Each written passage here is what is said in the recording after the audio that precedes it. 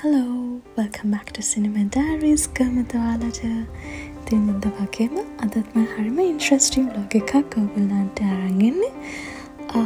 ඒ දේ තමයි මම ගොඩක් ආස කරන දෙයක්. හැබැයි මම මේ ජීවිත කාලෙට දකින්න පුළුවන් වෙයි කියලා හිතුවේ නැති දෙයක්. ඒ තමයි cherry blossoms. ඉතින් ජපාන් වල පෙපෙන මලක් වුණත් රීගා වල ඉන්න මට මේ මල දකින්න පුළුවන් වෙනවා. ඒ රීගා වල තියෙනවා cherry blossoms park එකක්.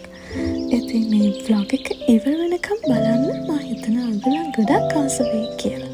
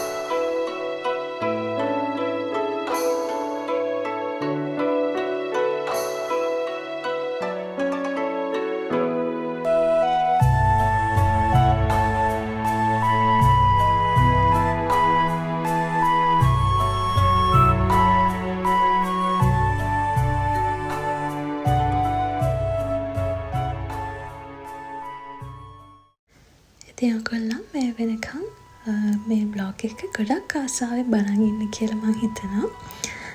මම තව දෙයක් කියන්න කැමති මේ cherry blossoms ගැන.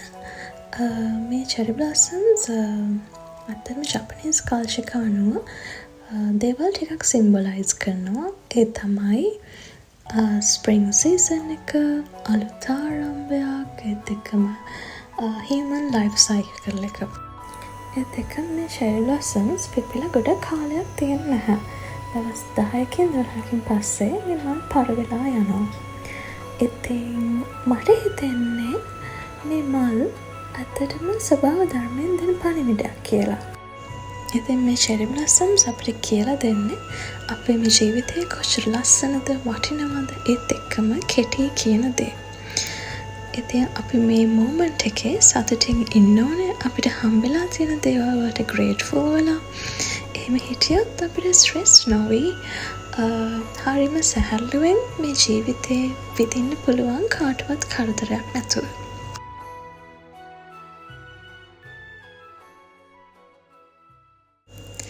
ඉතින් මම cherry blossoms බලන්න ආවත් එක්කම පොඩි පික්නික් එකකටත් එක්ක ලෑස්ති වෙලා ආවේ. ගොඩක් ලොකු දේවල් අවශ්‍ය නැහැ ඇත්තටම.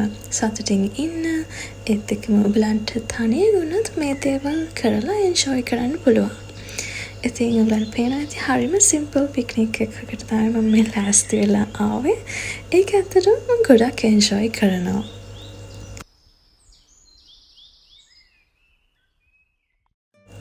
ඉතින් මට හම්බුණා මේ වගේ චූටි මල් ඉත්තක්.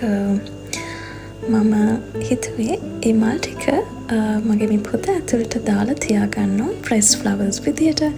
ඉතින් දැන් මේ spring season එකත් එක්කම ඔයගලන්ට තව කරන්න පුළුවන් හරිම ඉන්ට්‍රස්ටිං දෙයක් තමයි මේ flowers press කරන එක. ඉතින් ඒ ඔයගලන්ට පස්සේ ඕනම දෙයකට ඔයගලන්ගේ crafts නැත්නම් greeting cards ඒත් එක්කම bookmarks විදිහට පාවිච්චි කරන්න පුළුවන්.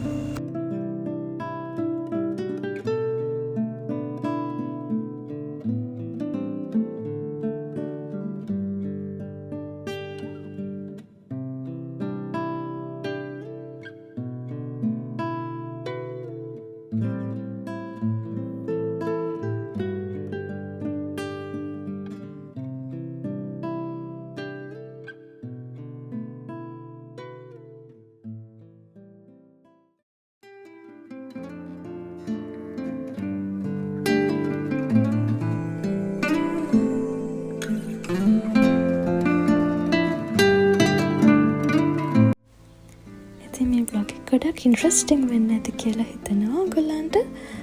තවත් ඉස්සරහට ලස්සන තැන් මේ වගේම ඉන්ට්‍රස්ටිං දේවල් බලන්න ආසනා සිනමන් ඩයරීස් channel එක subscribe කරලා එකතු වෙන්න කියලා මම ගොඩාක් ආදරෙන් මතක් කරනවා.